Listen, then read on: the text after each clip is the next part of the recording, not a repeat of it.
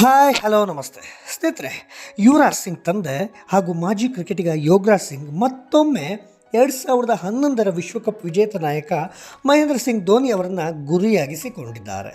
ಸಾರ್ವಜನಿಕ ವೇದಿಕೆಗಳಲ್ಲೇ ಧೋನಿಯನ್ನು ಟೀಕಿಸ್ತಾ ಇರುವಂಥ ಅವರು ಮತ್ತೊಮ್ಮೆ ಧೋನಿ ವಿರುದ್ಧ ಕೆಂಡಕಾರಿದ್ದಾರೆ. ಯುವರಾಜ್ ಅವರ ವೃತ್ತಿ ಜೀವನ ಧೋನಿ ಹಾಳು ಮಾಡಿದ್ದಾರೆ ಅಂತ ಯೋಗರಾಜ್ ಮತ್ತೊಮ್ಮೆ ಗಂಭೀರವಾದಂಥ ಆರೋಪವನ್ನು ಮಾಡಿದ್ದಾರೆ. ಅಲ್ಲದೆ ಯುವರಾಜ್ ಸಿಂಗ್ ಅವರಿಗೆ ಭಾರತ ರತ್ನವನ್ನು ನೀಡಬೇಕು ಅಂತ ಕೂಡ ಅವರು ಆಗ್ರಹಿಸಿದ್ದಾರೆ. ಈ ಬಗ್ಗೆ ನಾನು ಸಂಪೂರ್ಣವಾಗಿ ನಿಮಗೆ ಈ ವಿಡಿಯೋದಲ್ಲಿ ಹೇಳ್ತಾ ಹೋಗ್ತೀನಿ. ಅದಕ್ಕೂ ಮುಂಚೆ ನೀವು ನಮ್ಮ ಚಾನಲ್ಗೆ ಸಬ್ಸ್ಕ್ರೈಬ್ ಆಗಿಲ್ಲ ಅಂತಾದರೆ ದಯವಿಟ್ಟು ಸಬ್ಸ್ಕ್ರೈಬ್ ಆಗಿ ಅಂತ ರಿಕ್ವೆಸ್ಟ್ ಮಾಡ್ಕೊತಾ ಇದ್ದೀನಿ. ಕ್ರಿಕೆಟ್ ಲೋಕದಲ್ಲಿ ಟೀಮ್ ಇಂಡಿಯಾದ ಮಾಜಿ ನಾಯಕ MS ಧೋನಿಯನ್ನು ಅಜಾತ ಶತ್ರು ಅಂತಾರೆ.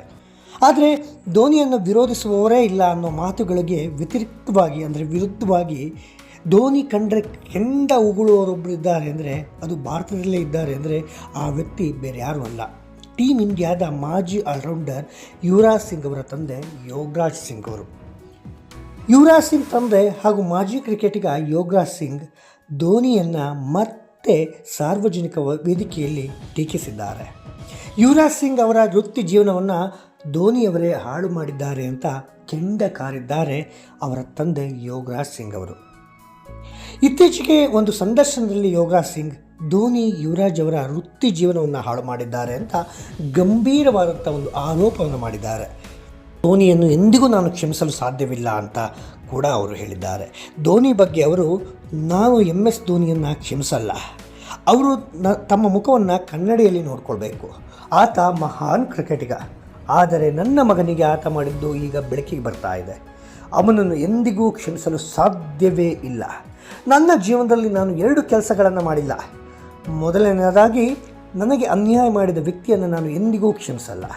ಎರಡನೆಯದಾಗಿ, ಅನ್ಯಾಯ ಮಾಡಿದ ವ್ಯಕ್ತಿ ನನ್ನ ಕುಟುಂಬದ ಸದಸ್ಯರಾಗಿದ್ದರೂ ಕೂಡ ಅಥವಾ ನನ್ನ ಮಕ್ಕಳಾಗಿದ್ದರೂ ಕೂಡ ನಾನು ಯಾರನ್ನು ಕೂಡ ಕ್ಷಮಿಸಲ್ಲ ಅಂತ ಯೋಗರಾಜ್ ಕಡ್ಡಿ ತುಂಡಾಗುವಂತೆ ಖಂಡಿತವಾಗಿ ಹೇಳಿದ್ದಾರೆ.